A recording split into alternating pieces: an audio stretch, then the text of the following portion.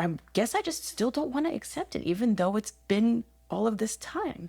Yeah. And that is just pushing me closer to, like, it's in your face. It's been a year without my boy. He was like my best friend in a way. I was his person. He was my person. I still catch myself thinking, wait a minute, he's really gone. And it's been 10.5 months. And then I get it. The mind is a crazy thing. I guess it just comes out of nowhere, and it's like I remind myself, and then I fall apart all over again.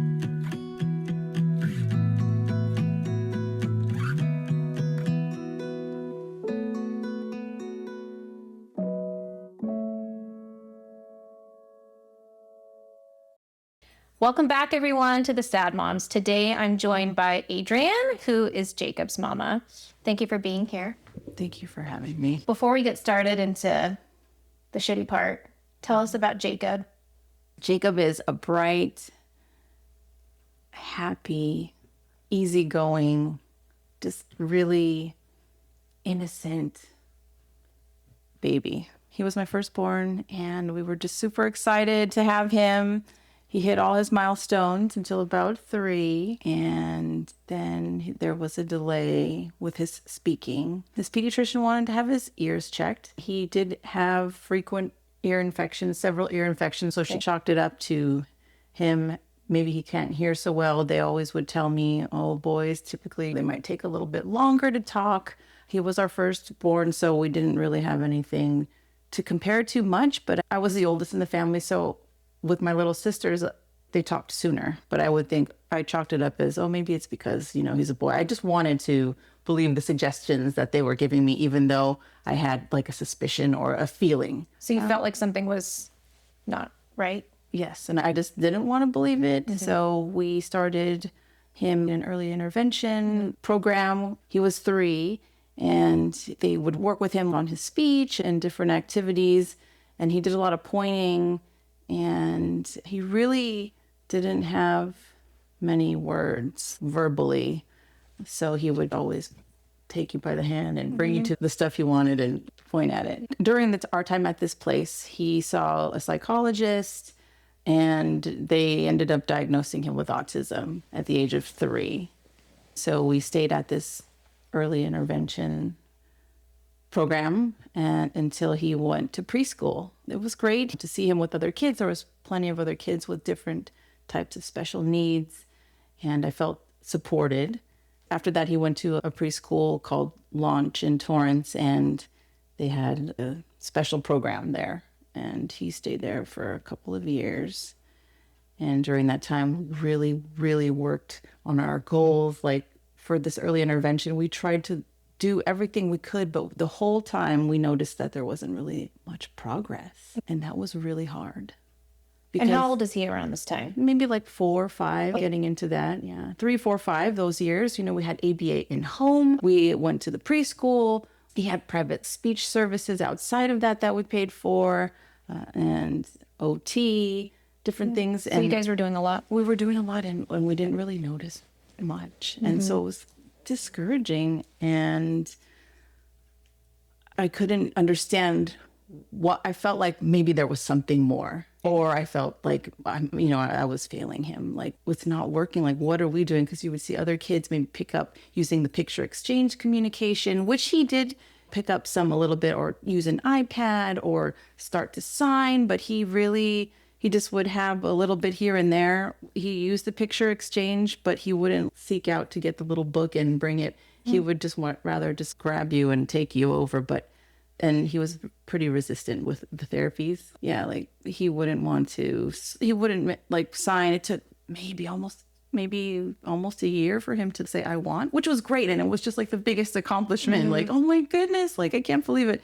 But that was pretty much the only one that he picked up during that time. And he would pick up the pictures if you sat him down and made him. But other than that, he wouldn't want really to have anything to do with it. We thought it was autism, but I just kept feeling like maybe it's something else. Yeah. Maybe around 6 after kindergarten, we would notice even before that he would be a little clumsy. You know, like his facial awareness.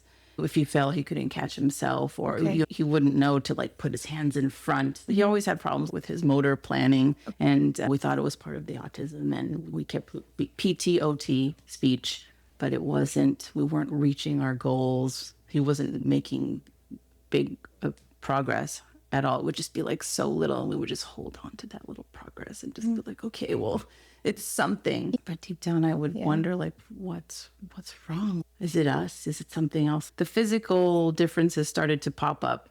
Like his walk would be different, like wider. He'd be more clumsy. But his neurologist would say, oh, well, his muscle tone is low. He has like a hypotonia. We'd have to keep up the physical therapy, the occupational therapy. And I just thought it was weird as a nurse. She would say, even at one point, maybe he has some kind of like a cerebral palsy, but I'm like, well, you just get that later? We're just like reaching, you know? And so this went on, and as the years went by, he would have more difficulty walking, difficulty holding things, grasping. He started to lose strength. And you notice it got worse as he got older? Every year that went by in different ways, like the walking, or he used to be able to hold his iPad. He would take that thing around. That's one thing that he loved, was his iPad, and he would navigate to like PBS Kids app and just watch his shows. Super Y and Elmo.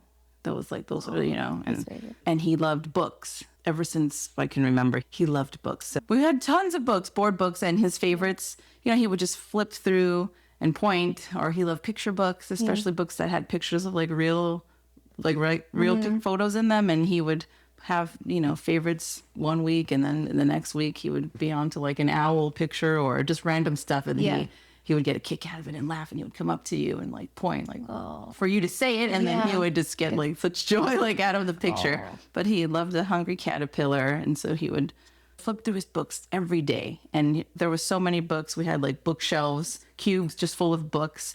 And he would be able to manipulate those and his iPad. And then it was less. It was less and less. And then he couldn't hold the iPad. It was like too heavy. So then we had one of my old phones that we could put his apps on, because it was easier for him to hold.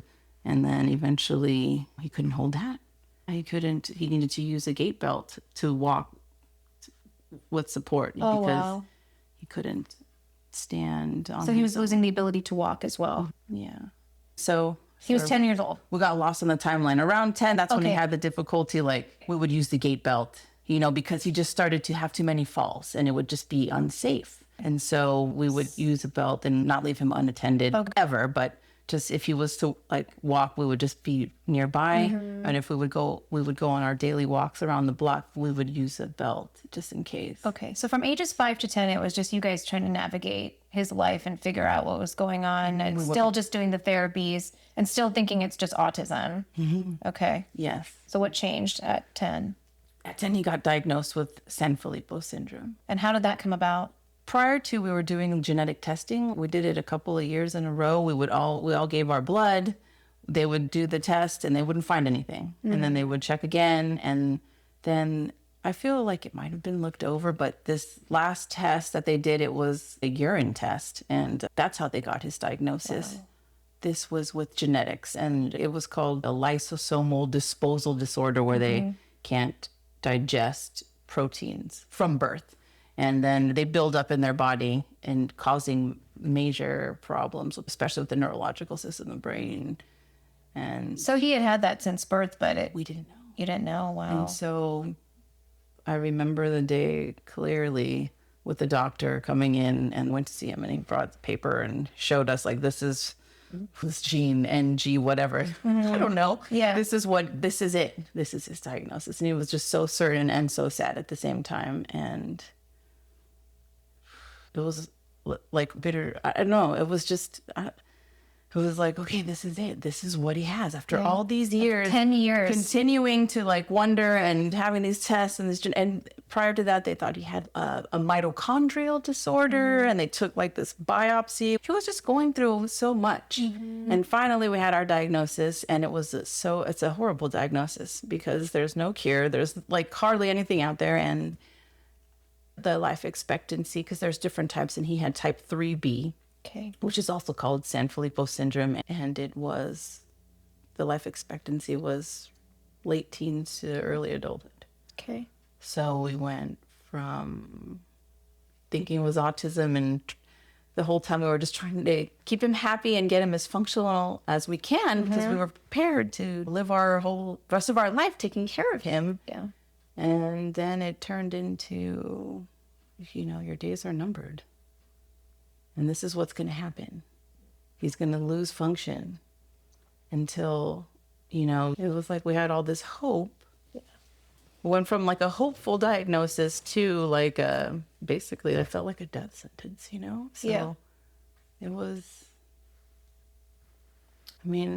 I was asked like, would you have rather not known?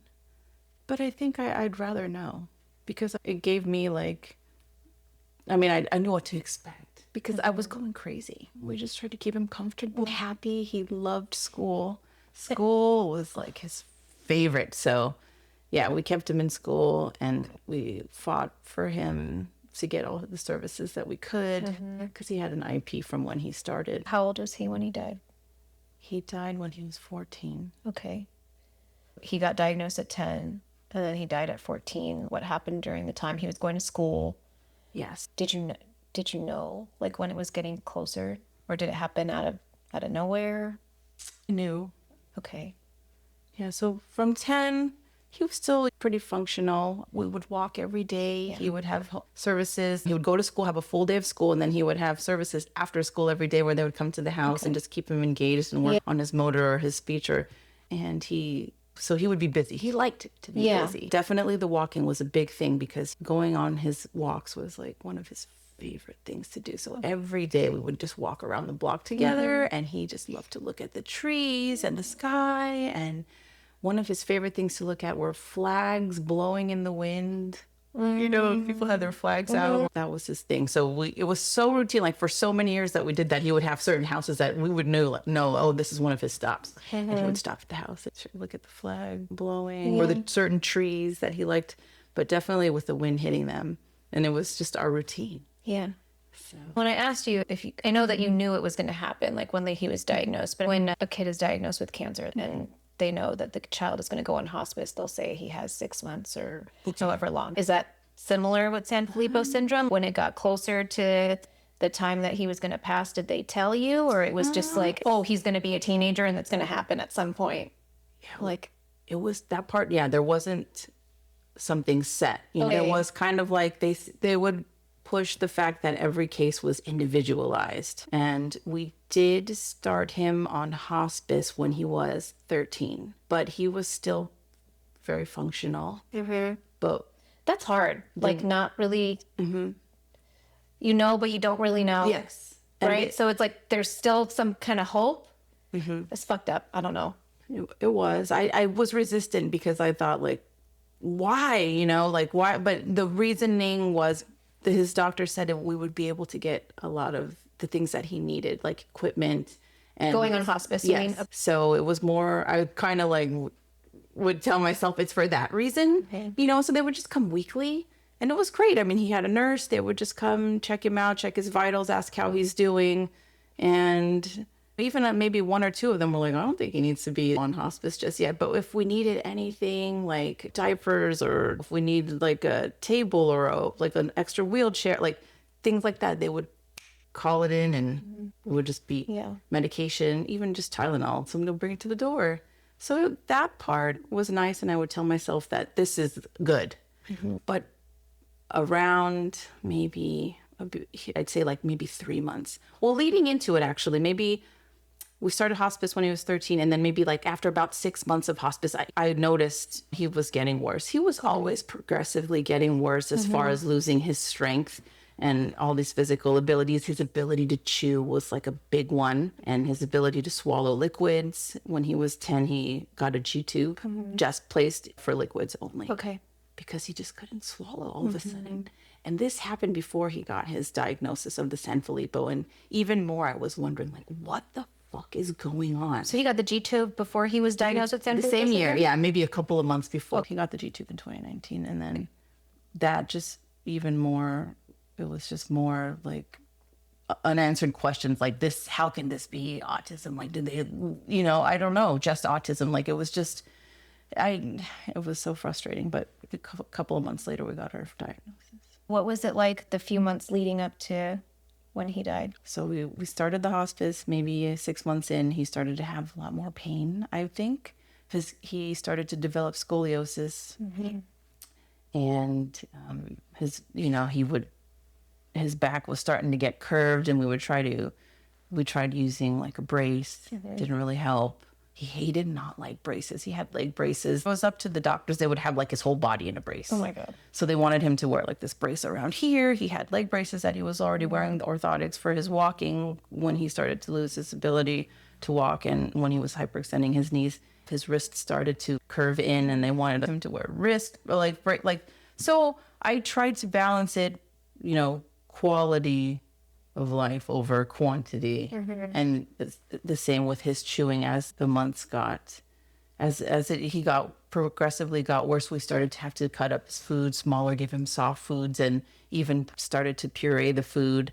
And then he started to lose his ability to pee on his own. And that was hard. And it was just, I would watch him like a hawk, Ishani. Like, he never spoke, but I just would spend all of my days all my time that was with him trying to figure out what he needed or what he was feeling or what I could be doing more or what we're missing.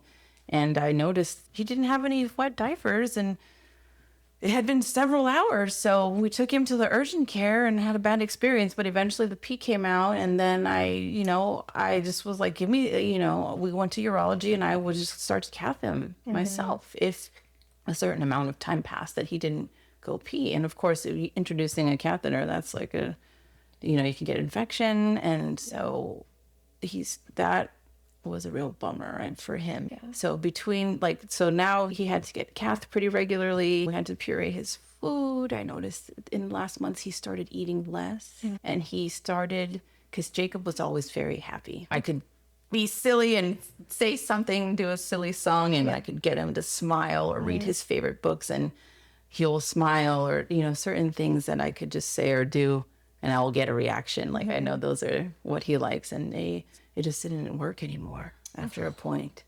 And I just, during this time with hospice, the nurse would tell me, like, because I would express my fears of how I didn't know how much time we had and how this was so hard. And she would say, you'll know it's getting closer when he starts having more bad days than good days. And that started. And, I was giving him Tylenol and Motrin, for this pain, but it was like reading his signs, because he can't just say, I'm in pain. Yeah. And after a while, it didn't seem like it was helping enough. So then they wanted to start him on morphine. And then that was really hard, but I did notice that it would help him. And he started in those last couple of months to have just where he would make noises like grimacing and just like things you didn't see before. Yeah, that he never did before. And I just knew that he was in pain. So I did my best to keep up on the medication. And he was very uncomfortable with his bladder, I believe. And sometimes I would cath him and I wouldn't even get anything out. I was wondering, like, what is happening? Because I'm dumping all this water in his G-tube, so I know he's getting fluid. So he was just uncomfortable, and he would sleep a lot more.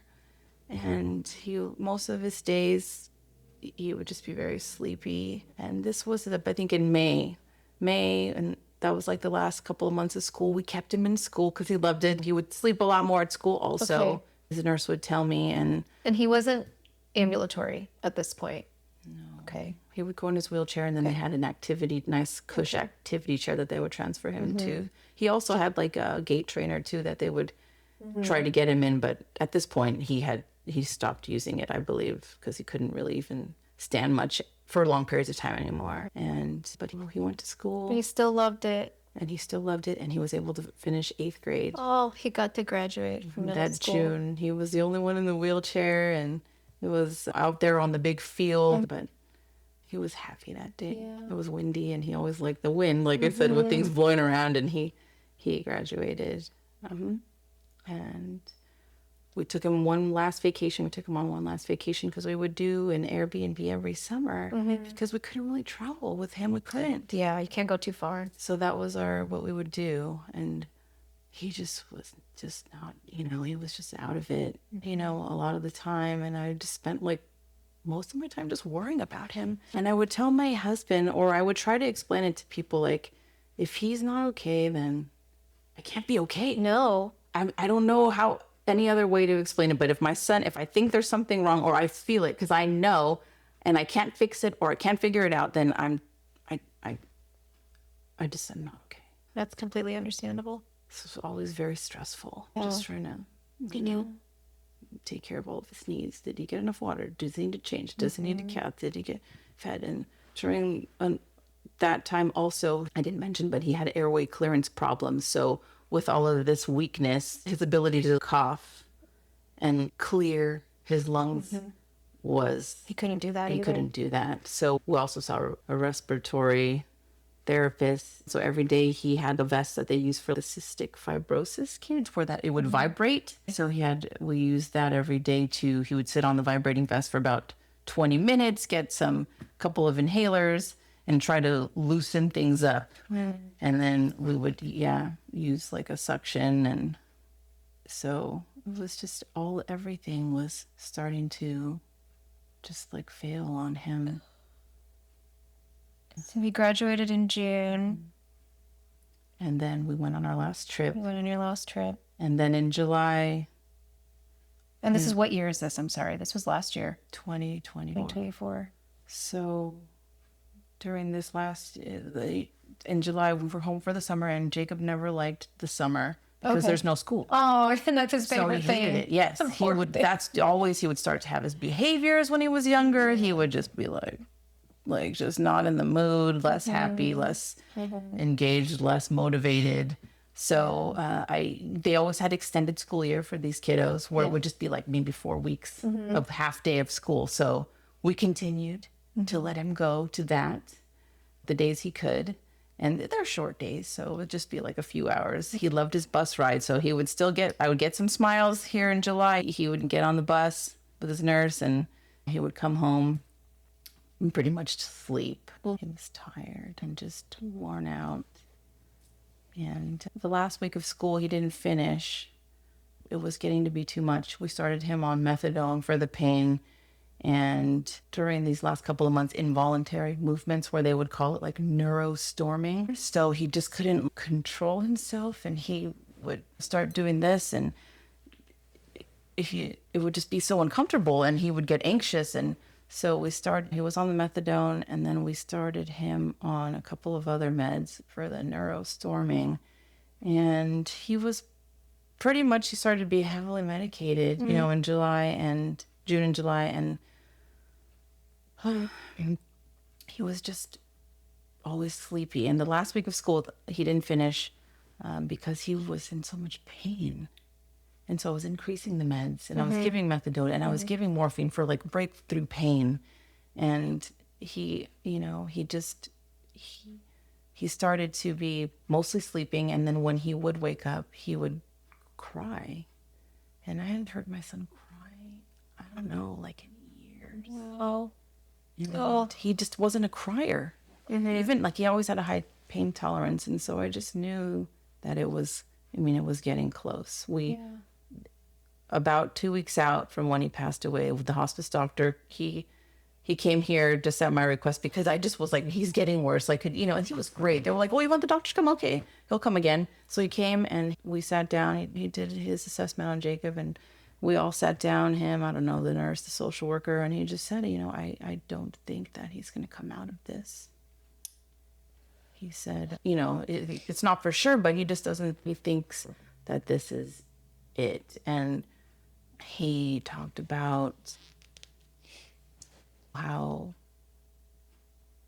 we could, he just offered whatever we needed, medication to keep him comfortable. He doesn't know. He thinks maybe a few weeks. Okay. Maybe I think he said maybe a month.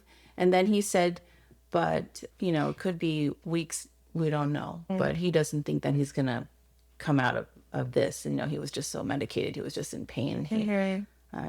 And I didn't think so either. And I just felt like the whole time this was going on, as he was getting worse, like I knew like this was it, but I just didn't know when.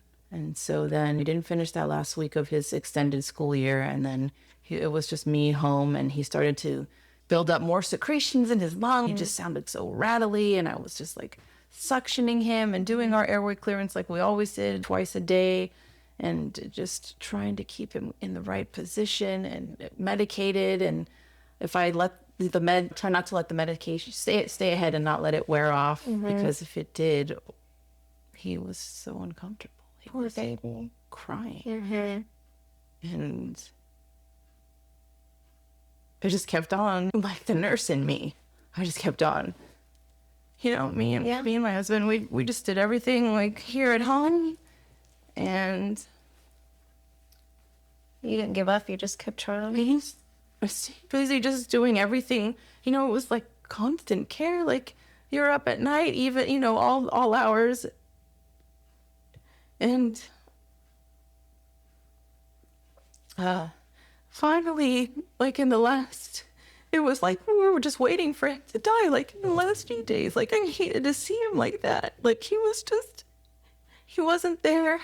Yeah.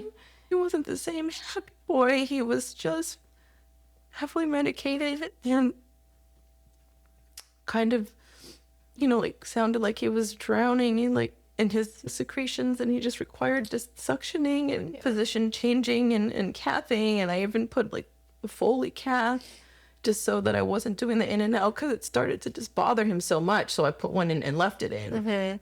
And we were just waiting. And so the last 24 hours of his life, I decided, because his nurse suggested, like, well, we have a 24-hour care. Like, if you need a rest, you can be right here, but we could bring a nurse in the house. Like, this warrants somebody to be here, and they can suction him, and they can give his meds around the clock, and they can, you know. And I was resistant to that. But finally, I said, okay. And not even 24 hours later, he passed away. So I feel like he was waiting for me to be his mom and stop being his nurse. Yeah. Oh my God. So he passed away in his room. I was there. It was just me and him. My son went with his grandparents to get in and out, and my husband was in another room. And I was telling him that I was going to take a shower and that I would be right back. Yeah. And I noticed that his breathing was slowing, and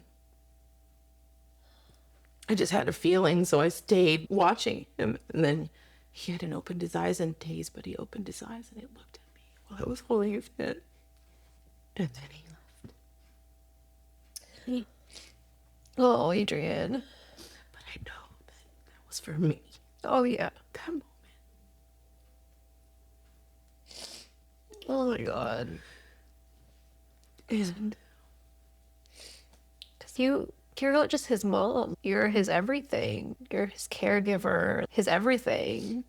So it's not, I don't know. There's a different layer when you also are a caregiver to your child. It encompasses your entire being.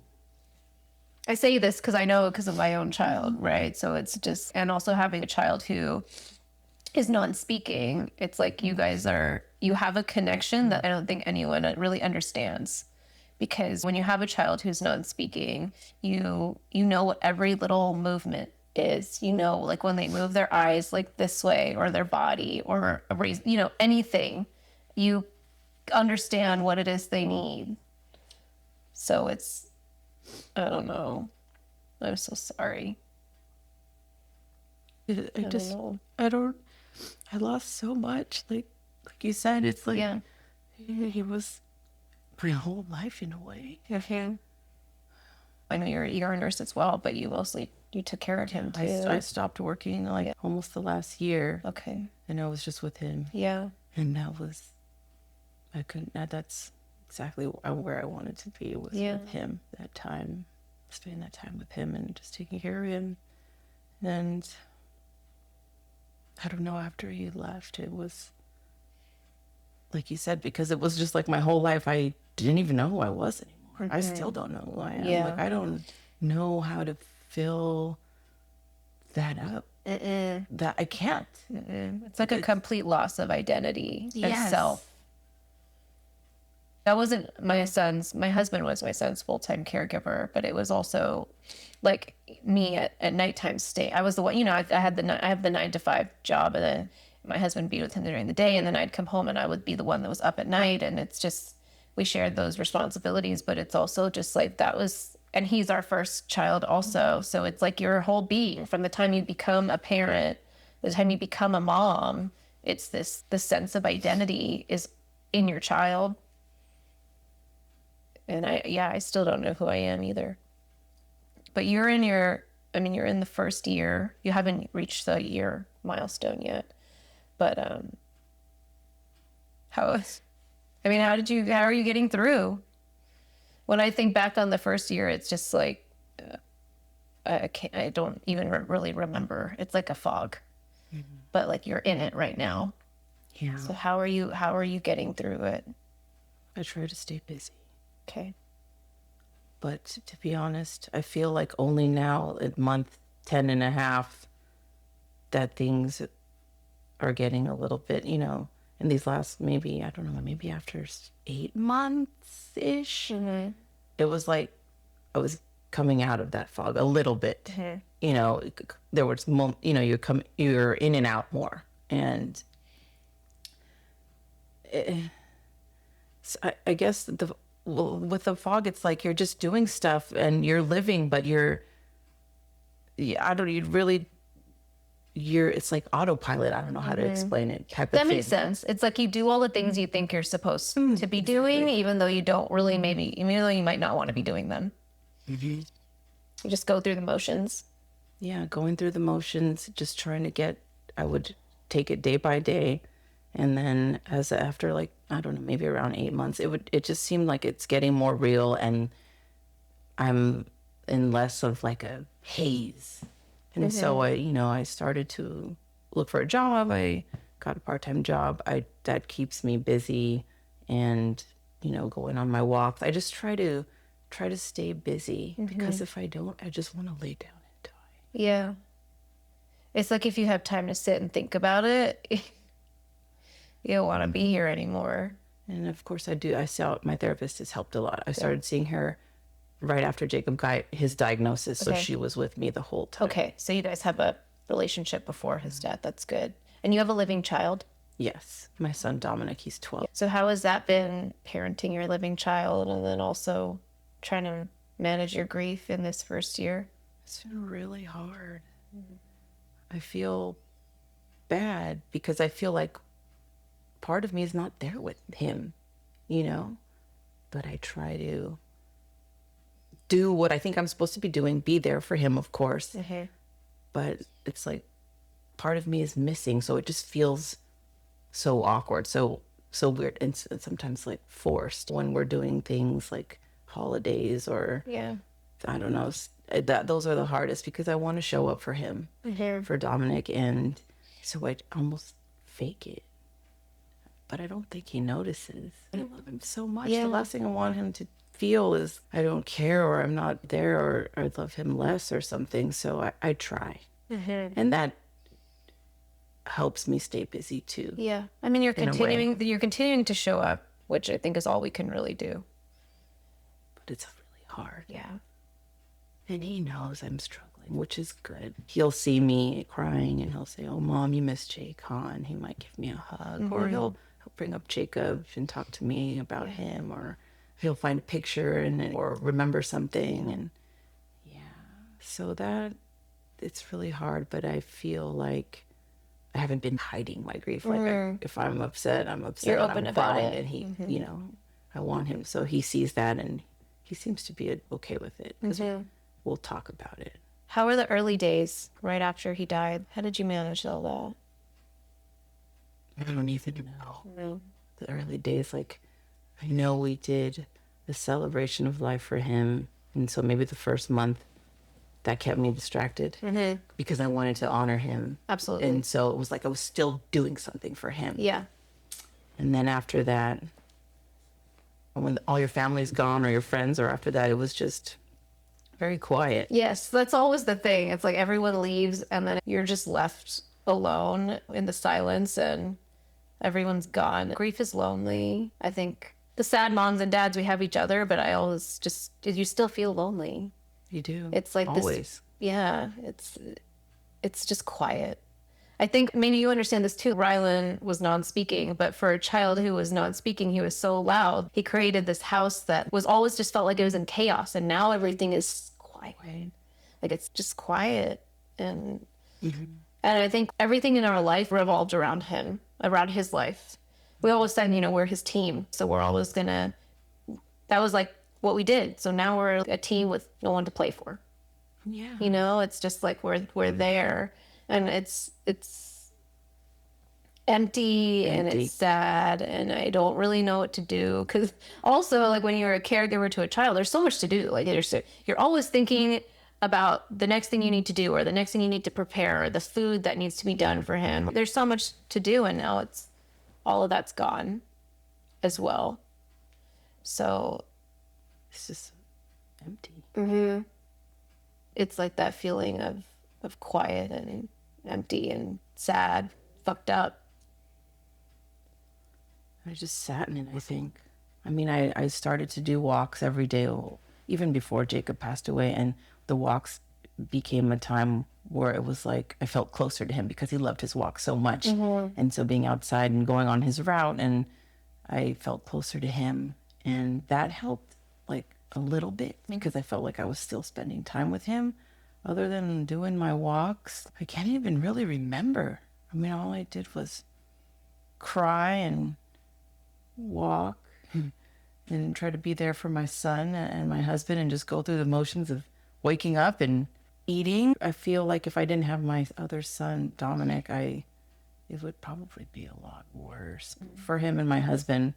I feel like I had to show up for them and they could see me be a mess. And it was okay to just be a mess all those months. I really don't even, I don't remember much. Well, the first year, every day is a first. Well, there's all the first milestones, but every single day is a first day without them.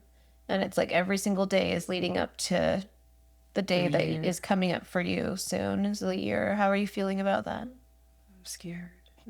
I feel like when that day comes, like the world is going to end, like something's going to happen. It's causing me a lot of anxiety.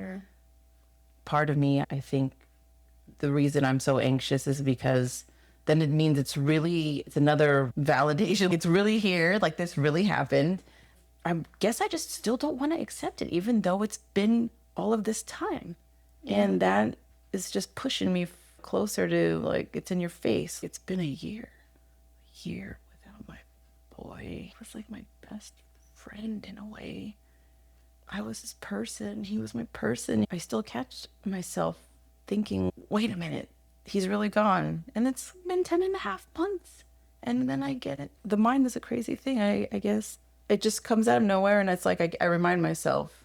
And then I fall apart all over again. I mean, it's been 2.5 years for me and I still don't think it's real. Part of me still feels like, oh, he's just taking his nap in his room.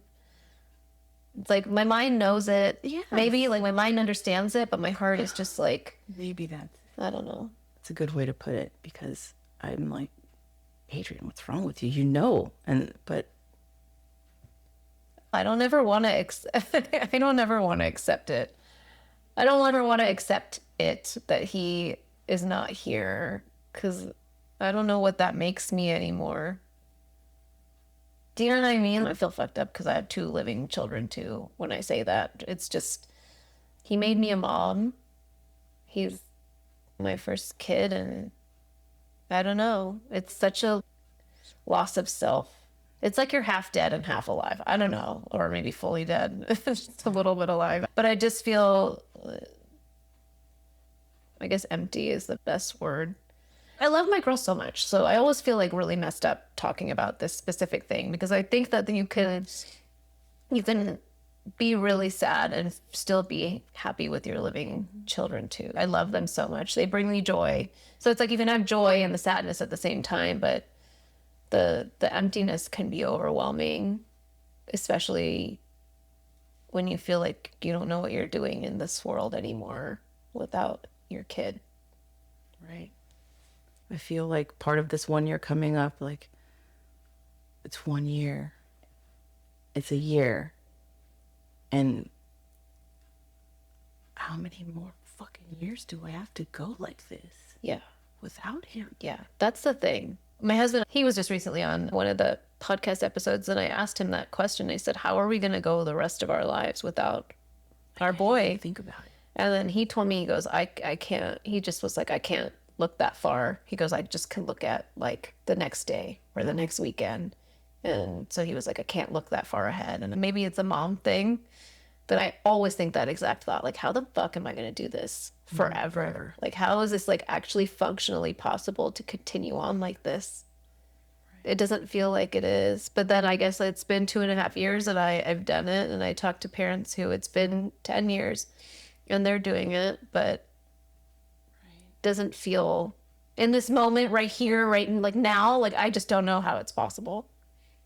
How have the milestones been for you? The firsts, like the first birthdays and the first holidays, Christmases and New Year and all that shit. I feel his birthday, he passed away July 28th, and then his birthday was in October. And October was always a big month because of Halloween. And because he was born in October, we liked Halloween, and we would always have like a Halloween themed birthday for him with his favorite marble cake from Torrance Bakery. Like he loved sweets. So that was really hard. We had some of, his team over, like our family and his team from school. And we just had like food and talked about him. And I feel like then after that, there was Thanksgiving. We didn't stay home. We usually hosted, and we're not here. Yeah. That was good. Getting away is nice sometimes. Yeah. Sometimes it's hard too. It was still like, because you're still in that fog, and it's still like, you're going through the motions and trying to act like you're okay for your like for your son and your husband, but you're not. And I tried my best to have some kind of connection with them and joy, Yeah. I mean, the food was good. We went to Tin Roof. That was fine. And Christmas came around, and I put up some decorations, and I tried to be there for my son. It was just so weird. Yeah, it's kind of excruciating a little bit. Yeah. I tried to put up the decorations and things too, and it's just painful. It is. Oh, it was really hard, and then it makes it so much harder because you're trying to hide it or trying to be okay when you're not okay. And I tried my best, and it was exhausting. What's been the hardest thing for you over the past year? The hardest thing, I mean, besides your child not being here, but like in grief, what has been like the hardest thing for you? Good question.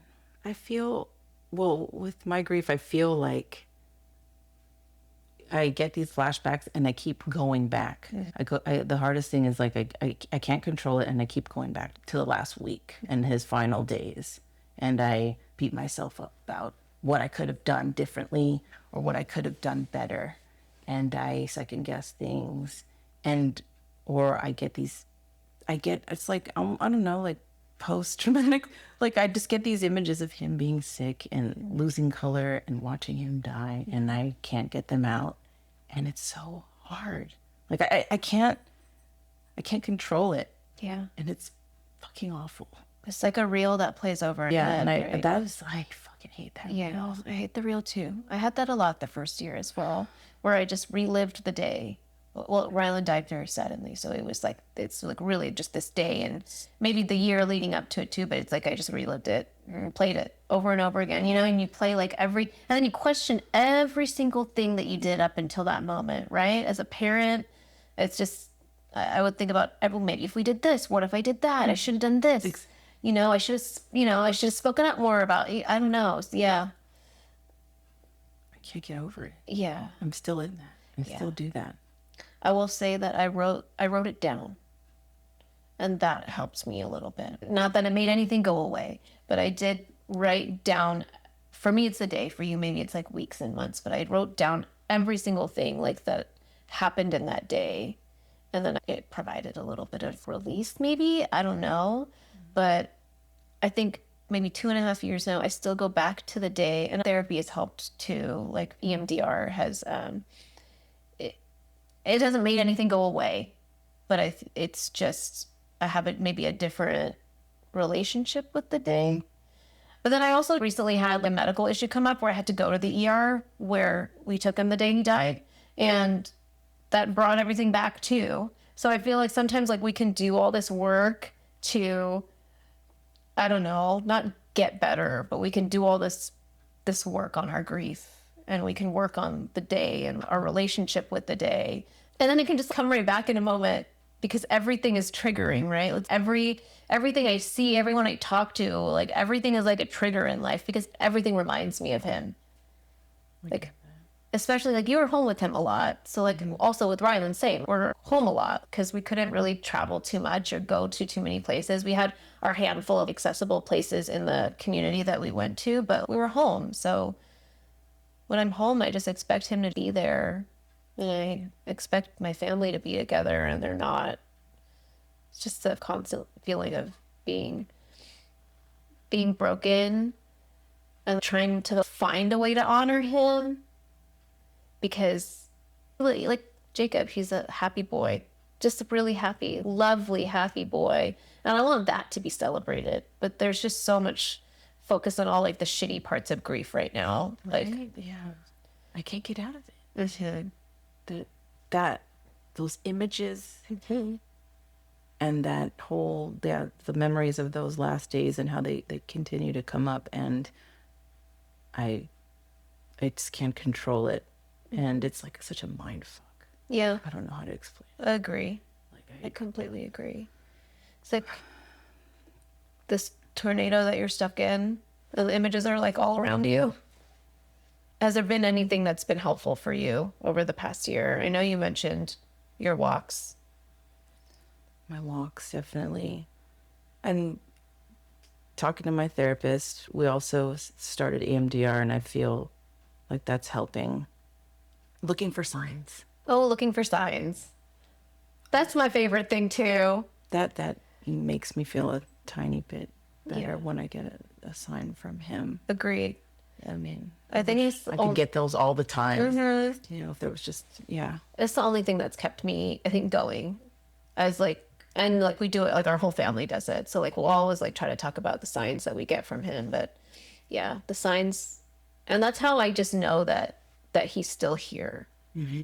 Is too many things have happened, and I'm in no way like somebody who was into this before he died. Like if you came and talked to me about this stuff before he died, I'd be like, you're fucking crazy. What are you talking about? But now, obviously, now I'm just like, oh my God, he's here. He still exists in a different way because I truly believe that, because too many, like I said, too many things have happened. The timing just doesn't make any sense. And, you know, because you've read the book by Laura Lynn Jackson, Signs, right? So, and then she says in her book, you can ask for specific things. Mm-hmm. So I've asked for specific things that are random, right? Because I'm just like, let me pick a sign that's not easy. Mm-hmm. And it's happened, and he's sent them to me. So I know that he's still here, and it's just try to continue finding the connection, which is hard. Yes. Right. Trying to find that connection that I just feel like I look for the signs, and I just feel like we gave them everything, that all of that love. Like I don't know. I can't, it's there still, and I don't know what to do with it. Mm-hmm. And I'm just like looking for him and pulling for something of any little bit of him that I can find because there's so, it doesn't go away, all this love. And I don't know what to do with it. I think that deep grief is just how much we love our kids. How has it been like interacting with society, with your family and your friends? And do you find that you have a supportive community around you, or? Do you wish it was different? I'd say with family, it's been more supportive than not. I'd say, okay, with family, it's been more supportive, and with friends, maybe there's been a couple of friends only, and then that's really it. But I feel like after Jake is gone, though, this change in me, there's just this shift that's just like, fuck you, like, fuck it. I don't know if that sounds mean, but like, I just, stuff that mattered before, or like things, I don't know, or my tolerance for stuff is just changed. Yeah. And it's like, I don't need that. I don't need you. Yeah. Bye. I don't know if that's right or wrong, but like, I don't care as much, or I don't care as much about whatever it was I did before. It's just different. And definitely in the first year, you don't give a fuck about anything. Yeah. You just That's how it. yeah, like, do whatever you want to do. You want to call me? You want to talk to me? No, fine, whatever. Fuck you. Like, Yeah. Yeah. So family, definitely my husband and son. And then, I see my mom a lot, talk to my dad. He lives in Wisconsin. I do feel like they're trying to be there for me and that they have good intentions. My mom, or sometimes people will, maybe in their way of trying to connect with me and my grief, will bring up their experiences with grief, but it's not the same. And it's definitely it doesn't help, I don't think. And so it's just not helpful. Like if somebody's like, oh, well, when my dad died, or when my husband died, or yes, you lost somebody you love, but it's just not the same. yeah, I think in child loss specifically, it's hard for other bereaved parents when it's compared to, Anything loss. else. Yeah, and basically anything else. Yes, correct. It's just so specific. And it can just rub you the wrong way or irritate you. And so I try to keep an open mind, like they're mean well or something, or just anybody who brings up stuff like that. It's a little triggering for me. Yeah. Have people compared it to their dog dying? Yeah. I think that happened to my husband. Oh, really? Or, yeah. Oh, God. I don't know. They don't need to compare. And it's just part of how they just don't know what to do. And it's just awkward. And like a lot of the time, just anybody, when you tell them, it's just like awkward. Yeah. And weird, and they don't know what to say or how to act, or they avoid you. I just feel like, dude, I lost my son. Like, I don't have time to deal with your shit. No. And you are Mexican and Filipina, right? Have there been any cultural things that have happened, like things that your family has wanted you to do culturally that you didn't want to do, or has that impacted you at all, your cultural background? Well, I'd say we did what we wanted to do after Jacob passed away, how he passed away. We decided to cremate him. Everything was things that me and my husband wanted to do. I wasn't sure where we would keep his ashes, and my husband really wanted a place to go. And so we have him at a cemetery, and if that's something my husband really wanted, and I'm okay with that. I can support that. We didn't really get pushed like from family. Okay. Maybe, my mom's side was Catholic, and my dad's religion background, well, he's very Christian, and a couple of times it's come up where I've been told, well, Jacob's not there, like at the cemetery, like he's really not there. And it's like, yeah, I know that. So that kind of gets on my nerves, like being told, it just gets on my fucking nerves. So Yeah. I've been told that, and not really much else, luckily, because I would feel bad for whoever would try to tell me something to do, I wouldn't.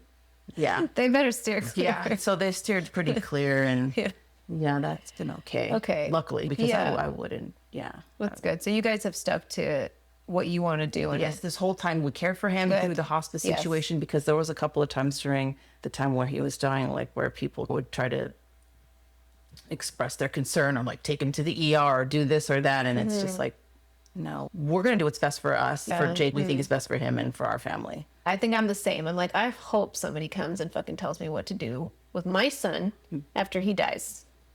And it was the same through his life. We're the ones that took care of him. We're the ones that did everything. We're the ones that were there every day. We're the ones who decide what's going to happen next.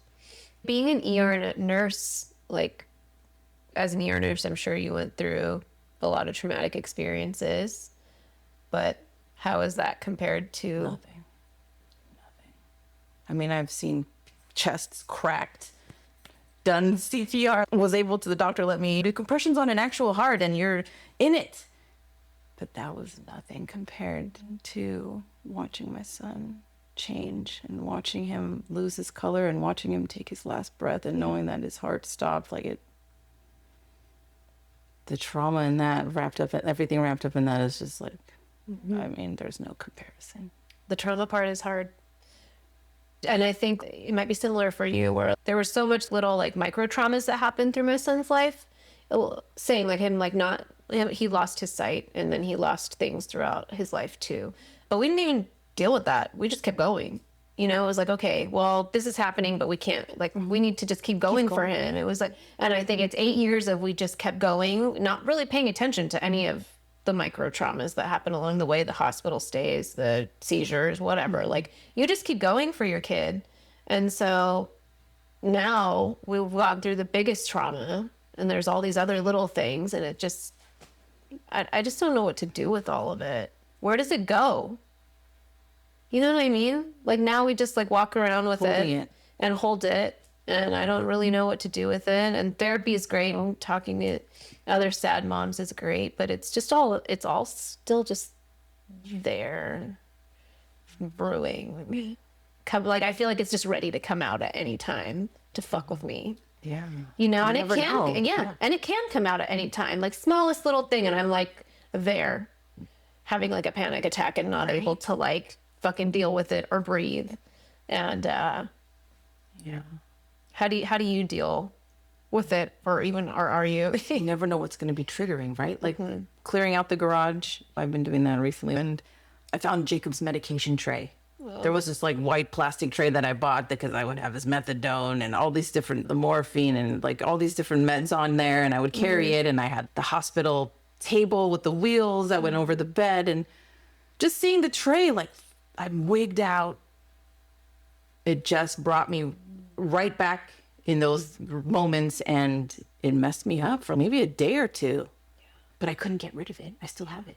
Then I brought it in the house and I just was, I don't know. You just never know. Going back to work, one of my first patients, I had to suction him and we had to use this Red Robin suction catheter, which is like this long, looks like a balloon red. And I had to use those I was using those on Jacob so much. And it just was like, I'm at work. So I just bury it. I feel like I'm okay with when I'm at work so far. I just suck it, like bury it in there. And then on the way home or after I get home, I let it out. He's come up at work with a couple of coworkers that I don't know really well. And I'm not going to hide anything. I'm going to talk about my son if they ask me. So it's gotten, a little uncomfortable or triggering, definitely triggering. And I just, if I'm at work, I've been okay so far to just compartmentalize it. But otherwise, if I'm anywhere else, it seems to just explode and I just cry. But I just tell myself, well, it's got to come out. Yeah. And I have no control. There's so many things I feel like we bury every day too. Like it's just like in passing or like at work or things that like comments and all kinds of things that it's just, I don't know. It's just really hard. And I don't think hope is the right word, but I just don't know how to find a way forward sometimes. I want to honor his life and do meaningful things. But sometimes it's hard. But I also don't want to leave the house. You know what I mean? It's like I want to do things for him and feel connected to him, but I'm so exhausted from society and trying to put on a face like I fucking give a shit about what these people are talking to me about. I want to still have a life for my girls where they go do things and go to parties, but I just don't have it in me. Oh, to talk to the other parents? I think talking to other parents. I get that, yeah. I think it's just navigating other parents and families. And I have come across a couple of lovely people, but in general, so for me, my friends that were all very close friends to me, they all fucking left after Rylan died within the year. So that part has been really hard because I don't have any support other than my husband and the Thad moms. So that's all I got. I don't have much else to expand on for that. I'm just, it's just hard trying to wake up every day and get through. Getting up and getting dressed, and Yeah, it's a accomplishment. that's true. That's how I feel sometimes. Like, got up. Yeah. Have to. I mean, for Dominic. Yeah, yeah, exactly. You got up and you got through the day. Maybe that's how I have to think about it. How has being a mom changed for you since Jacob died? I feel since Jacob died, I just feel like he just took so much of me with him. I don't even know like what parts, maybe all like he took me with him. And now that it's just me and my husband and Dominic, I feel like, of course I'll do anything for my son Dominic. I love him so much, but I feel guilty. I have a lot of guilt, and I have a lot of, you're supposed to be doing this or feeling like this, and if I'm not, I judge myself. And so there's a lot of pushing to try to do what I think I'm supposed to be doing, and to, in a lot of ways, like when we're having these celebrations or mild things, putting on a smile and trying to be strong. Mm-hmm. Putting on the happy face. Yeah, but I feel like I have a lot of guilt because I just, like, I'm broken. Mm-hmm. How am I supposed to parent this little 12-year-old? You know, I feel like I'm doing okay, but I don't know how. I feel so broken and so empty. Like it's half a mom, but I'm doing it. Mm-hmm. You're doing it. I don't know how. I know. Yeah. You're doing it. So you're Jacob's caregiver throughout his entire life. And we talked about the last days, but what was it like when you knew there was only like a few? Did you get the feeling like, okay, there's only a few weeks left? Yes. Especially after we talked to the hospice doctor and he confirmed it, and I just felt like maybe there was a month, but there was only actually 2 weeks after that. But I found it to be really, really, really hard and confusing because I fought for him his whole life, like even like a crazy person sometimes, to get him everything that he needed, to keep him comfortable, to try to figure out what he was feeling, if he was in pain, if he needed, and everything. Going from fighting so hard to all of a sudden trying to let him go. I don't know, like not natural, you know, to like fight so hard to keep your baby with you and do everything you can, and then tell yourself, I'm doing all I can, and now I have to... You have to say goodbye. Say goodbye. Yeah. What was that like for you emotionally during those like past few weeks? That's fucked up, dude. Like, it was so fucked up. Yeah. I had to, I mean, because it's just like you just had to switch a gear so fast, and you don't want to let them go, but I had to tell myself, I mean, I loved him so much, more than anything, that I have to let him go because he's suffering. mm-hmm. He was suffering. Oh. And so that's, I feel like, you know, I just didn't want to see him suffer. And I always told myself that I wasn't going to keep him around and push him and intubate him and do all just so that I could have his body here. Yeah. I felt like, in a way, and in those especially that last week, we talked about that connection that we have with our kids and how they're non-speaking, but you just know. Mm-hmm. And in that last week, I didn't know anymore, Ishani. Oh. I couldn't feel him. I couldn't guess. I didn't know what he needed even like anymore. Like it was almost as if that connection was weaker because he was drugged up, or maybe he was half in and half out, but I felt like he was already gone in a way. And it was so hard. Yeah. And so frustrating because I still wanted to do everything I could for him, but I couldn't figure it out as, mm-hmm. you know, like how I could before. And it was, and I didn't want to let go, but I had to do it. I had to do it because I love him. And, you know, and some family members were like, no, you have to keep doing this and you have to keep doing that. And it's like, I don't have to keep doing anything. You know? I don't think anyone will ever understand what it is to watch your child die, like to watch their life. Not just to watch your child die, but you also watched his life kind of deteriorate. Yes. And that's heartbreaking. Yeah. And you think, you know it's coming, and I was grieving since 2019, my therapist would say, but it doesn't make it any easier because nothing prepares you, as you know, for that moment that they're not there anymore. No. Yeah, I mean, whether you knew or didn't know, it just, nothing's going to prepare you for when it actually happens. And they're gone. And then you're just left sitting here without your kid anymore. And I think that's something that's overlooked a lot. I feel like people want to pretend like people don't want to hear about kids dying. People don't want to hear about kids being sick. People don't want to hear about kids being disabled. People don't want to hear about any of that. So I think you might connect with this. Through Ryland's life, it was hard already. It was already hard with society having a disabled child. It was already hard with the medical system having a disabled child, having to fight for every single thing along the way, having to fight for education, having to fight for healthcare, having to fight for just basic human rights, right? A car seat, a wheelchair, like super basic stuff, a bath chair, all the things that you would think like, oh yeah, they're disabled. They just need that. You're on the phone for hours with insurance companies. Getting denied, appealing. I had to do that. Yeah. You're fighting with the public school system just to make sure that they have everything you need. You're just all the basic things. And then I think that I'm like, we didn't fight so hard for his whole life for it to end.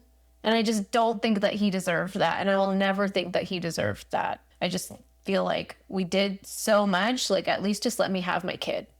And I would have done it forever. I was like, my husband and I, we were ready to take care of him forever until old age. That was just what we were ready to do. And I was excited about it because I'm like, oh yeah, girls are going to go off to college. It's just going to be us. We're going to be home together like forever. And I'm going to take care of you forever. And that's just what this is. And I think you get a lot of, I don't know if it's pity or whatever from other people thinking that, your life is so hard and this is such a hard way to live life. But no, I was proud to take care of him. I was proud to be his mom. I am proud to be his mom. Not was, is, I am. So taking care of him, I think, was the greatest gift of my life. And I wish that I could just continue doing that. And then now that it's gone, like, I don't know how, how do I take care of him now? Who's taking care of him now? So I think about that. Like, where's he at? Who's he with? Is he okay? So, and those are things that are just always on my mind. So I don't know. Will we ever? I said, will we ever? Will we ever know? I don't think so. I'm just gonna, I don't know, just keep searching for him in whatever ways that I can. I like that. That's all we can do, right? I just try to go to places where I feel him, or try to do things that feel connective, or try to be in spaces that I know that he would like. Ryland also loves the wind. And I think there was some kind of sensory sensation about feeling the wind. So whenever I feel a gust of wind, I think of him, or I feel him. And I don't know. I just miss him. I just miss my kid. Yeah. At the end of the day, how do you want Jacob to be remembered? I want everybody to remember just how happy he always was. He was just a happy boy. And for not being able to speak, and then later not being able to do anything for himself, he was just so happy. And I want them to remember how strong he was. Because going through that and what he went through, he was strong, so much stronger than me. Sometimes I would catch myself a lot, feeling bad for myself. Oh, I'm tired, and I have to do this, and I haven't slept in years, and I got to do. But sometimes I would remind myself, look at him, what he's going through. Like, you think you have nothing on that, He was so strong, and to be so happy and to be able to maintain that happiness, and it was just great. He was Just like an easygoing, and he was a bit sassy, funny guy. I love that. What's your favorite things to do with him? Reading and singing and walking. Definitely the walks outside. And when we couldn't do the walks anymore, we'd push him in his wheelchair outside, but to keep him walking, he walked up into maybe a couple of weeks before he died, because I would use the skate belt that we would attach around here. And every day we would walk around the bottom floor of the house, and I would sing all his favorite songs. Cool. And I don't think there was a single time where I didn't get some smiles and giggles out of him, because that was just one of our favorite things to do. And I would sing like the wheels on the bus. Yeah. And for some reason he liked the Farmer in the Dell. Oh yeah. So that song. And that and reading his favorite stories. Yeah. Brown Bear and the Hungry Caterpillar, and there was a couple of Elmo books that he loved that they didn't make anymore, and I had to find them on eBay, because they didn't sell them after they fell apart. Yeah. Well, thank you for sharing him with us today. It's my pleasure. I love talking to you. Me too. Okay. All right, Sad Moms, have a day. Thanks for being here. Thank you for listening to today's episode of The Sad Moms. Help us spread awareness about grief and grow our community by writing an Apple review, rating us on Spotify, subscribing on YouTube, and sharing with as many people as you can. Until next time, have a day.